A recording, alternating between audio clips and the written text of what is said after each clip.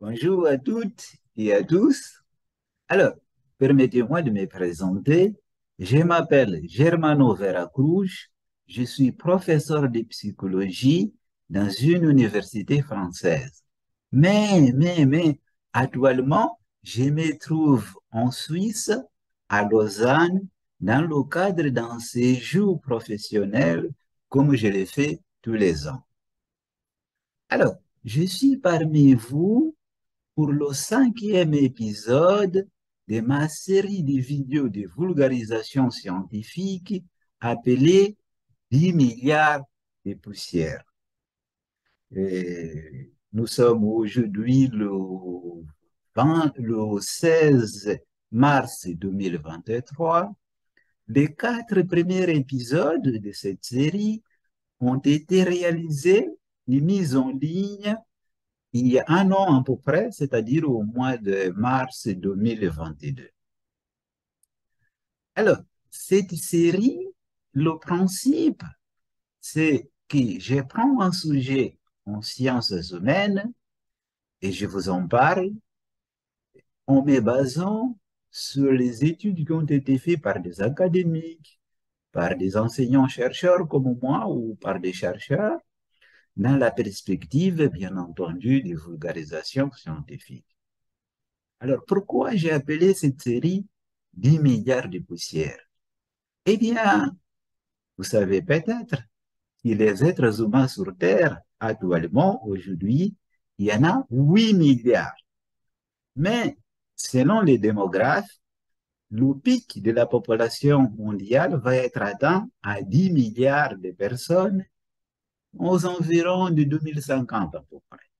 Donc, je me suis servi du fait que peut-être sur Terre, d'ici à quelques années, il y aura 10 milliards de personnes, que ce sera le pic, pour appeler ma série, qui est une série, en fait, sur la vie humaine sur Terre, sur les êtres humains.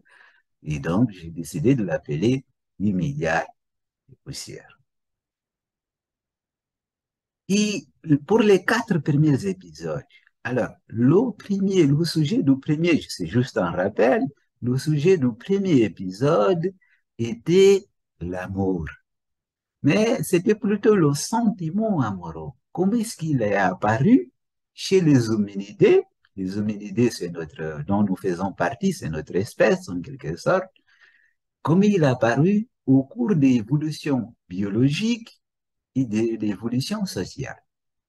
Le deuxième sujet, le sujet de la deuxième vidéo de vulgarisation était la pornographie, c'est-à-dire les effets positifs ou les effets négatifs, entre guillemets, de la pornographie. Notamment, j'avais insisté sur les effets négatifs, c'est-à-dire l'aspect addictif et l'aspect normalisation des pratiques, en quelque sorte. Ça déclenche des normalisations des pratiques, parfois. Euh, et dans ces cas-là, je vais en parler quels sont les mécanismes de cette normalisation, les mécanismes de l'addiction, parfois, de ce qu'on appelle aujourd'hui l'addiction, la cyberpornographie. Le troisième épisode, c'était sur la open science. Vous avez sans doute entendu ce qu'on parle beaucoup aujourd'hui de la science ouverte. Ce que je suis en train de faire là, c'est un peu de la science ouverte, en quelque sorte, permettre que la science soit accessible, en quelque sorte, à tout le monde, aux chercheurs, mais comme à tout le monde. Et enfin, le quatrième épisode, c'était sur un fait, et on constate de plus en plus les chercheurs comme moi ou les scientifiques, c'est que dans les pays développés, on fait de moins en moins l'amour. Autrefois, on constatait cette tendance chez les couples mariés avec les enfants qui travaillent en même temps, donc ils n'ont pas le temps. Mais maintenant, on voit chez toutes les catégories, y compris chez les adolescents, dans les pays développés, notamment en Occident, on fait de moins en moins, on a de moins en moins de relations sexuelles, ce qui inquiète d'ailleurs les chercheurs parce qu'on sait que les relations sexuelles sont généralement bénéfiques pour la santé. Alors, le sujet d'aujourd'hui est un sujet, je dirais, complexe. Les quatre premiers épisodes, je me suis contenté d'expliquer les thématiques à la lumière des découvertes scientifiques. Cette fois-ci, mathématiques, ce sera plutôt, je vais essayer d'en parler de façon, une réflexion critique sur ce qu'on appelle le cancel culture, c'est-à-dire la culture du bannissement. Alors, d'où vient cette culture du bannissement? Qu'est-ce que c'est exactement? Eh bien, c'est une stratégie de lutte pour la reconnaissance, si j'ose utiliser le terme, qui est utilisée par les minorités, par les groupes minoritaires, mais aussi par le groupe majoritaire pour atteindre certains buts, qui est en général dans le cadre de lutte sociale, en quelque sorte. Et donc, ça a été étudié, et donc je vais essayer de vous expliquer ou de faire une réflexion critique sur ce sujet-là, qui est un sujet délicat. Et donc, je vais partager avec vous une diapo pour commencer ma présentation. Alors, avant de partager la diapo, je vais vous dire que tous mes diapos, vous pouvez trouver le lien pour télécharger les diapos dans le descriptif de cette vidéo, par exemple. Pour les autres vidéos, dans le descriptif de chaque vidéo, vous allez trouver le lien pour télécharger la diapo. Si vous n'avez pas le temps, par exemple, de m'écouter aujourd'hui, vous pouvez tout de suite aller télécharger le lien de la diapo pour pouvoir lire la diapo au lieu de rester, disons, 10 minutes à m'écouter ou 15 minutes à m'écouter. Ça ne me dérange pas. Je fais exprès de faire une diapo pour pouvoir mettre à disposition des personnes qui souhaitent m'écouter ou qui s'intéressent aux thématiques que j'ai discutées ici. Il s'agit de sciences ouvertes, encore une fois. Donc, je partage ma diapo pour commencer ma présentation. 10 milliards de poussières, donc voilà ma cinquième présentation, mon cinquième épisode de ma série de vidéos de vulgarisation scientifique intitulée 10 milliards de poussières. J'ai intitulé donc cette présentation Les temps des ténèbres, quand la tolérance à zéro devient de l'intolérance. Encore une fois, vous pouvez télécharger cette diapo en allant sur le descriptif de cette vidéo. Il y a un lien pour pouvoir télécharger et lire la diapo calmement. Production. Pourquoi les ténèbres? Les ténèbres, le temps des ténèbres. Le titre de cette présentation est volontairement exagéré. Je vise à tracer un contraste dramatique entre le moment que nous vivons et l'époque, le XVIIIe siècle français, dite des Lumières. Ce titre vise à réfléchir sur une question délicate, une certaine forme d'intolérance qui actuellement a le vent en poupe. Cette question est délicate parce que l'intolérance en cause ici, elle est imposée au nom des victimes. Délicate aussi parce qu'elle vient d'une volonté en soi louable d'instaurer une tolérance à zéro à l'égard de la violence, de la discrimination, des injustices contre les groupes sociaux minoritaires ou victimisés. Mais cette intolérance à zéro, confortée par une certaine justification morale, sans limite, inconsciente d'elle-même, est en train de nous conduire vers l'intolérance tout court. Elle est en train de plonger notre vie sociale dans les ténèbres, en quelque sorte. En tout cas, il me semble qu'au-delà de l'exagération du titre, il me semble que le sujet mérite une réflexion ou une discussion poussée qui doit commencer par la question de la victimisation. L'efficacité de la victimisation comme stratégie de lutte. Le premier point que je voulais discuter, c'est la lutte pour la justice dans les temps actuels, la nouvelle stratégie basée sur la victimisation, la demande de réparation et la culture du bannissement. Il faut dire, pour commencer, que cette lutte est une lutte nécessaire et inhérente à la vie humaine. Les luttes pour l'émancipation, pour la justice, pour l'égalité des traitements pour l'égalité des droits et pour l'égalité d'opportunités, les luttes contre les violences, les discriminations, les injustices sont non seulement nécessaires, mais utiles et salutaires. Elles sont inhérentes à la vie humaine, à la vie en société, à juger par les démonstrations faites par certains philosophes tels que Hegel, Marx, Heidegger, Sartre, Honneth. Ces luttes, pour reprendre le vocabulaire philosophique, sont des luttes pour la reconnaissance. Elles définissent et incarnent l'histoire des êtres humains et des relations entre les groupes sociaux.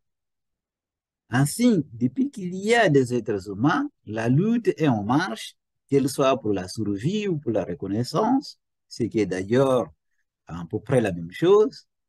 C'est donc là un mouvement naturel et inarrêtable.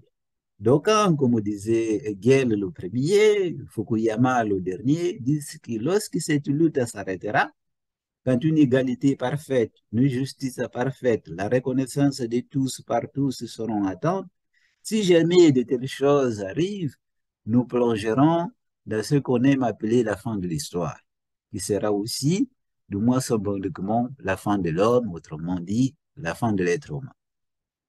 La forme et les méthodes que cette lutte a adoptées récemment, du moins dans les pays occidentaux, ses conséquences positives et ses effets secondaires négatifs, et ce qui m'intéresse d'analyser brièvement dans cette présentation. Une stratégie de lutte plus efficace. Commençons par faire référence à une étude scientifique pionnière sur le sujet. Il s'agit de l'article du fameux Sergio Moscovici et Jean Pérez, où ils ont attiré l'attention sur le virage qui s'est opéré à la fin du XXe siècle concernant les méthodes de lutte des minorités sociales face à la majorité. C'est notamment le passage d'une stratégie essentiellement basée sur le militantisme et l'innovation sociale, comme par exemple la confrontation passive aux violences, le prosélytisme sur les nouvelles formes d'organisation sociale plus justes, sur des innovations culturelles venant des milieux sociales, comme par exemple la contre-culture.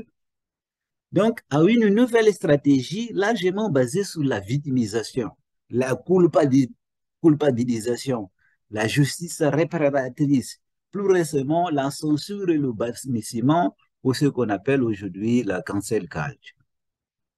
Bien que cette nouvelle stratégie soit utilisée consciemment ou inconsciemment par des minorités sociales, les minorités ethniques, les groupes féministes, les minorités sexuelles ou par des groupes marginalisés depuis un bon moment, déjà, c'est MeToo et Black Lives Matter qui lui ont consacré et donné ces lettres de noblesse. Comme l'étude de Serge Moscovici et Jean Pérez l'avait déjà suggéré il y a plus de 15 ans, cette nouvelle stratégie basée sur la victimisation, la culpabilisation et la justice réparatrice semble être significativement plus efficace pour engendrer les changements nécessaires plus rapidement, plus profondément que les stratégies de lutte précédentes. L'extraordinaire efficacité de MeToo a déclenché des changements rapides et profonds, mais semble sans précédent. Même si toujours relatif, même si réservé à l'espace occidental, et même si ces changements ne sont pas à l'abri d'une reculade, Black Lives Matter a aussi connu un succès remarquable, mais hélas, pour autant, pas autant que MeToo. En effet, concernant les Black Lives Matter, très vite, de nombreuses résistances, voire des contre-attaques orchestrées par des mouvements politiques sérieux sont imposées sous l'épithète de anti-wokisme ou guerre culturelle. Entre-temps, il faut dire aussi qu'au-delà du simple mérite de cette nouvelle stratégie, il y a le support de l'action, lui aussi relativement nouveau, c'est-à-dire les nouvelles technologies de la communication qui ont largement permis de nullifier le monopole de la parole et de l'influence détenu jusqu'à récemment exclusivement par les groupes sociaux dominants. Du fond du corps, en connaissance de cause, croyez-moi, j'ai dit bravo MeToo, bravo Black Lives Matter. Enfin, en tant que membre d'une majorité masculine qui pendant longtemps et encore aujourd'hui a dominé, maltraité, humilié les femmes, non seulement je me réjouis du bouleversement en cours, je pense aussi que la lutte doit être intensifiée et élargie pour assurer les progrès qui restent à faire, notamment dans les pays non occidentaux. En tant que membre d'une minorité raciale et ethnique qui fait l'expérience au quotidien des préjugés négatifs, du rejet et de la discrimination, je salue les améliorations qui ont eu lieu ces dernières années et j'ai hâte de voir les progrès encore à venir. Que nos enfants, les enfants de nos enfants, n'aillent pas à porter la douleur et les cicatrices invisibles que les hommes et les femmes des couleurs de ma génération et des générations précédentes porteront sans doute jusqu'à la fin de leur jour. Maintenant, l'hypersensibilité et l'intolérance comme effet secondaire. Je vous ai parlé des effets positifs, maintenant je vais vous parler des effets secondaires négatifs, à mon avis, de cette nouvelle stratégie de lutte basée sur la victimisation. Les effets secondaires de la stratégie de lutte basée sur la victimisation. L'intolérance de la tolérance à zéro, les concurrences entre groupes de victimes. L'intolérance, commençons par l'intolérance de la tolérance à zéro. Encouragés par les succès obtenus sur la base de la nouvelle stratégie, certains militants, certaines personnes engagées, certaines personnes concernées par les luttes pour l'égalité, contre les violences sexistes ou sexuelles, contre les discriminations ethniques ou raciales, pour telle ou telle cause, ne se contentent plus de réclamer les mesures pour mettre fin aux injustices et réparer les torts commis, ne se contentent plus de demander la reconnaissance de leur statut de victime, d'exiger la punition des infracteurs, en accord avec la loi. Il demande de plus en plus l'application des mesures préhensives, c'est-à-dire la censure de tout propos non conforme. Par non conforme, il faut entendre des mots qui sont perçus soit comme étant des incitations à la violence, aux discriminations, au déni de reconnaissance du statut de victime, soit des propos qui blesseraient la sensibilité des victimes ou des groupes victimisés, réellement ou potentiellement. Le bannissement de tous les auteurs de ces propos, de leurs emplois ou les emplois qu'ils occupent, des responsabilités qui y tiennent ou encore le bannissement social tout court. Il est clair, pour moi comme pour la majorité des personnes dans les pays occidentaux, j'ose le croire, les auteurs d'actes de violence, de discrimination, d'injustice contre certains groupes sociaux doivent être responsabilisés, punis et forcés à la réparation. Il est clair, pour moi, du moins, que des mesures destinées à forcer l'égalité, l'équité d'opportunités entre les groupes sociaux doivent être prises systématiquement dans les organisations, dans les institutions, en particulier dans la vie sociale en général. Si, d'une part, il me semble, par exemple, possible et souhaitable et faisable de, sans déboucher sur des effets secondaires néfastes, de déterminer les contours de ce qui seraient des propos clairement ou directement incitant à la violence sexiste ou sexuelle, à la discrimination contre certains groupes sociaux, pour ensuite décider qu'ils soient intolérables parce que dans tel cas, comme le disent les pragmatistes, la parole est en action et que les auteurs doivent être responsabilisés à l'auteur des possibles conséquences. En revanche, il me paraît difficile de trouver un consensus satisfaisant à la majorité pour définir ce qui seraient des mots choquants à l'égard de la sensibilité des victimes, réelles ou potentielles, pour ensuite déterminer quelles seraient les opinions critiques, les expressions corporelles, les expressions artistiques acceptables et celles qui devraient être objet de censure ou de bannissement.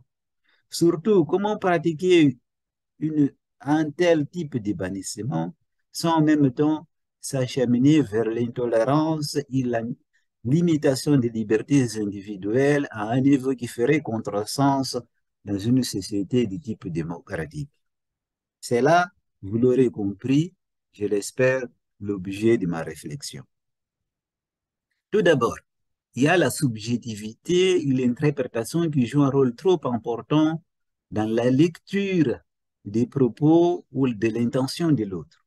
Ensuite, par le fait même que la sensibilité varie trop d'individu à individu, par le fait que la sensibilité soit assez instable, dépendant des états dispositionnels et situationnels dans lesquels les individus se trouvent à un moment donné, vouloir limiter considérablement la liberté d'autrui pour protéger la sensibilité de certains s'avère extrêmement problématique.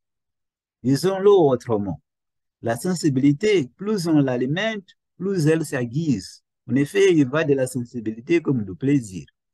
Sa satisfaction récurrente engendre souvent la dépendance, car tous les deux sont reliés au système cérébral de la récompense qui nous conduit souvent à réclamer une compartie de plus en plus forte pour tout juste maintenir le même niveau de satisfaction, de sensations ou de réactions.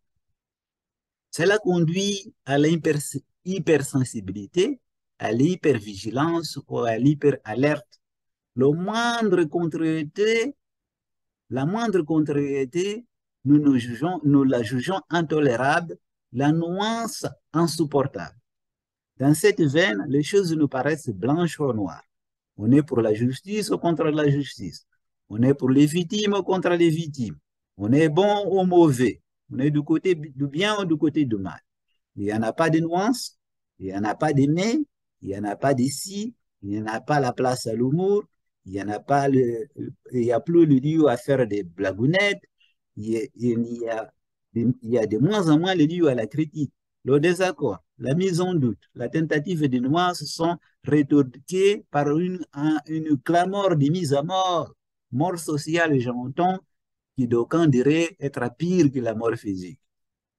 À moins d'abandonner définitivement l'idée d'une vraie démocratie, d'une vraie liberté d'expression, d'une authenticité des échanges sociaux, je ne vois pas comment on pourrait faire respecter ou défendre les droits d'un individu à exprimer son opinion, à étaler ses idées, son ressenti, son désaccord, sa pensée sur des sujets vraiment engageants. On pourrait le faire lorsqu'on parlera de la pluie et du bon temps. L'intention de l'auteur des propos, de l'expression artistique, de l'auteur de la nuance ou de la critique, cela ne doit pas compter, dit-on. Ce qui doit compter, c'est comment cela est perçu par les victimes réelles présumées au potentiel. Leur interprétation, à ne pas douter, doit compter. Oui, répondent certains. J'ai entendu des gens dont par ailleurs je n'ai pas à douter de leur niveau d'intelligence soutenir cette idée. Je suis désolé de devoir le dire aussi franchement. Je n'ai jamais entendu quelque chose d'aussi absurde. D'abord, parce qu'aussi prudent que je sois, je n'aurai jamais un contrôle total sur la manière dont mes propos et mes expressions seront interprétés par les autres. Secondo, parce que rien ne doit vous assurer, sans la moindre doute, que votre interprétation est la bonne, puisque par principe, c'est une interprétation possible parmi d'autres, et finalement, avec la volonté de puissance qui est toujours associée à raison ou à tort à toute lutte pour la reconnaissance ou à la concurrence des intérêts divergents, rien n'est garanti que vous ne preniez un malin plaisir à interpréter mes propos de la façon qui vous arrange le plus pour, consciemment ou inconsciemment, y trouver une justification pour m'abattre. Sans parler des nombreux biais cognitifs dont on sait ô combien ils affectent presque systématiquement la perception, la compréhension, le jugement et la prise de décision chez les êtres humains. La concurrence entre groupes victimaires. Un autre aspect négatif de la nouvelle lutte basée sur la victimisation est que la nouvelle stratégie de lutte contre la justice entre groupes sociaux a un autre effet secondaire bien fâcheux. La concurrence entre groupes de victimes c'est-à-dire la concurrence de la victimisation. En effet, certains groupes considèrent qu'ils sont plus victimes que d'autres, c'est-à-dire qu'ils méritent davantage que d'autres groupes le statut de victime et qu'à ce titre, ils méritent davantage que d'autres de recevoir la sollicitude ou la réparation de la nation. Ainsi, par exemple, si j'appartiens au groupe A, j'insiste qu'on ne parle pas de ou tel sujet, de telle ou telle façon, parce que cela vexe ou vexerait ma sensibilité, moi qui ai été victime de telle ou telle chose. Le membre du groupe B, accusé à tort, selon lui, fustige les intolérants du groupe A qui veulent entraver sa liberté d'expression. Mais ce même membre du groupe B dira à un membre du groupe C, ce que vous dites, monsieur, est inacceptable. Je l'interprète de cette façon au moins. Votre en considération pour ma douleur de victime qui a souffert plus que quiconque, ça me révulse. C'est une histoire sans fin. D'un côté, on considère que la victimisation brandie par l'autre n'est pas justifiée et que surtout elle ne justifie pas la limitation de ma liberté d'expression, mais d'autre côté, on considère que sa propre victimisation, elle justifie bel et bien l'indignation, la réparation, la censure, le bannissement de l'autre. Comment on s'en sort de ces vacarmes? Eh bien, la réponse vient d'un constat assez évident pour qui souhaite le voir. On se débrouille avec la mauvaise foi habituelle pour faire du poids et de mesure.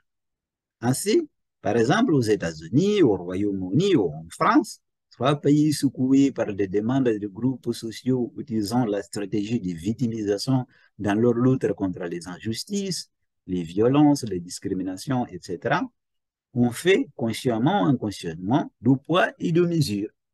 Par exemple, on acceptera volontiers de confisquer la liberté d'expression en faveur de certains groupes. On brandira l'étendard de cette même liberté d'expression pour refuser les clameurs de justice provenant d'autres groupes. Ici, la question est, quels sont les groupes défavorisés par le deux poids, deux mesures? Là, encore, la réponse est assez évidente pour qui souhaite l'avoir.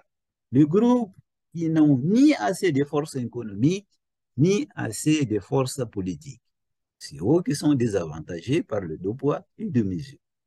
Seulement voilà, les groupes ainsi désavantagés gardent de la rancune et du ressentiment. Et rien n'est plus tenace que la rancune et le ressentiment. Silencieuse, la plupart du temps, ces deux-là, la rancune et le ressentiment, travaillent dans l'ombre, inlassablement, se transmettent de génération en génération. Et un beau jour, brouette, ça éclate. Nous voulons limiter la liberté des autres, mais nous ne voulons pas que les autres entravent la nôtre. Ce n'est possible qu'au prix d'une injustice supplémentaire et d'une bonne dose de mauvaise foi pour conjurer la dissonance cognitive qui en résulte. Résumons par quelques phrases. D'un côté, nous sommes engagés dans un cercle vertueux.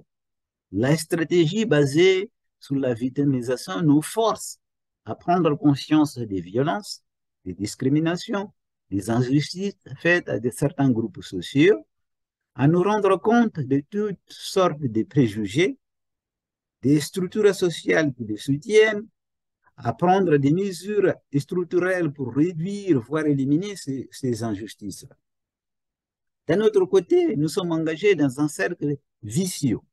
La stratégie basée sur la victimisation conduit à la politique de la tolérance zéro, qui elle-même conduit à l'hypersensibilité, à l'hypervigilance, à la surinterprétation des propos et des comportements d'autrui.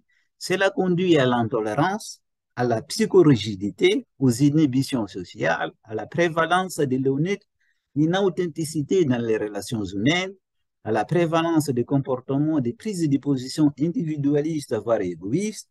En fin de compte, cela mène à la prévalence de la solitude existentielle. Qu'y faire alors? Eh bien, commençons par accepter d'en parler calmement, sans jeter la pierre à ceux qui, comme moi, essayent de réfléchir sur le sujet. Une histoire pour terminer. Une policière dans nos têtes. J'aime raconter des histoires, alors voici une. J'ai intitulé cette histoire Le défilé de l'hypersensibilité et de la surinterprétation. Il était une fois, Madame Émotion Justice organisèrent une fête. Jeunes hommes, les hypersensibles, les mesdemoiselles surinterprétation ont été conviés.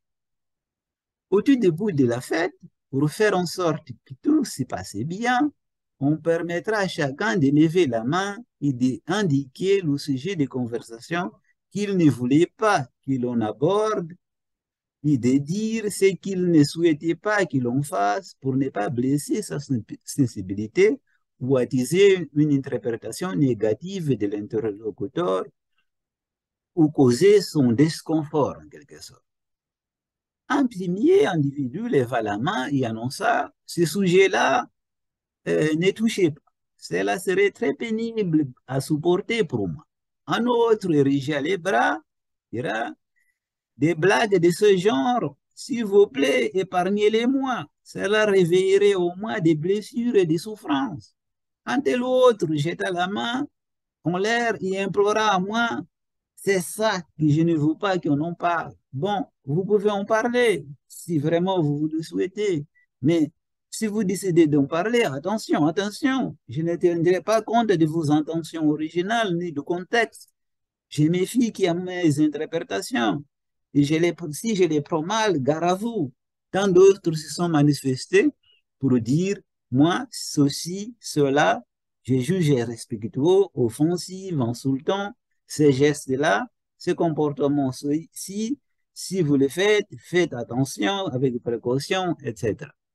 À la fin du récital de prudence à prendre, la seule chose qui les convives était permise de faire ou de dire avec l'assurance qu'il ne contrarierait personne était de parler de la pluie et du beau temps et de se faire des salamalecs. Et en effet, la fête fut en souci. Si bien qu'à la fin de la soirée, tous se congratulèrent du fait que tout s'était bien passé, tout le monde s'était senti respecté, reconnu, la sensibilité de tous avait été ménagée, l'équité, l'égalité, la justice pour tous avait prévalu. Mais, on secret, la grande majorité est repartie épuisée, déçue, frustrée, avec le sentiment confus d'avoir été vidés de leur humanité. Alors, 3 semaines après, fort du souci de la fête a passé sans aucun accident, ni blessure, ni blessé, ni bavure, Madame et Monsieur Justice organisèrent une nouvelle soirée. Les 2 tiers des invités ne sont pas venus. À quoi bon, se disait-il, pour passer la soirée avec une policière dans sa tête et qui, à chaque fois que tu ouvres la bouche, te dit attention à ça, là, ces mots-là, ne les prononce pas. Euh, ceci, ceci, dis pas, ça risque de blesser quelqu'un. À chaque fois que tu t'apprêtes à faire un geste spontané, la police cérébralisée sonne l'alarme. Fais gaffe, mon gars. Là, il ne faut pas. Quelqu'un risque de le mal prendre. Chaque fois qu'on a une idée de raconter une blagounette juste pour rire, vient à l'esprit, hop, la police mentale, active aussitôt ses filtres. C'est insupportable. D'autant plus insupportable que la police s'est émissée à l'intérieur de nous. Nous, nous soumettons à une hypervigilance incompatible avec une expression spontanément humaine. Et ceux qui sont venus à la deuxième fête, alors, bah, la plupart sont venus par politesse, par devoir ou respect à l'encontre de Madame, Monsieur Justice, ou tout simplement dans le cadre des échanges et des faveurs, en quelque sorte. C'est de la caricature, diriez-vous. C'est vrai. Mais c'est vrai en partie seulement. J'ai juste forcé un peu les traits. N'avez-vous pas constaté qu'aux événements dits conviviaux de nos entreprises, dans nos quartiers, dans nos universités, dans nos organisations, les gens s'engagent de moins en moins. Les gens sont polis, mais aussi inauthentiques.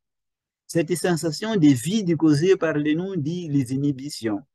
Pour beaucoup, moi y compris, à ce moment-là, on aurait préféré être ailleurs, seul avec son téléphone sûrement, ou alors être bien loin, dans un autre monde, une contrée réelle ou imaginaire, où il est permis d'être à soi-même. Quand cela arrive, on a cette sensation de revivre enfin, ou alors de redevenir humain. Eh bien, une fin qui n'est pas une, parce que, puisque je vous encourage à poursuivre la réflexion, il faut pouvoir discuter, il faut pouvoir en débattre. C'est des sujets difficiles, mais il faut pouvoir en parler et discuter. Bon, voilà la fin de ma présentation. Je vous donne rendez-vous pour mon sixième épisode. Je dirai bientôt et peut-être même demain. Ça sera sur un sujet complètement différent. Vous verrez, je ne vous dirai pas, mais complètement différent. Et bien, merci de m'avoir écouté. Comme vous avez compris que j'ai un petit accent, parce que ma langue maternelle, c'est le portugais. Donc, je vais vous dire dans ma langue maternelle, muito obrigado, até a próxima. Obrigado, até a próxima. Tchau.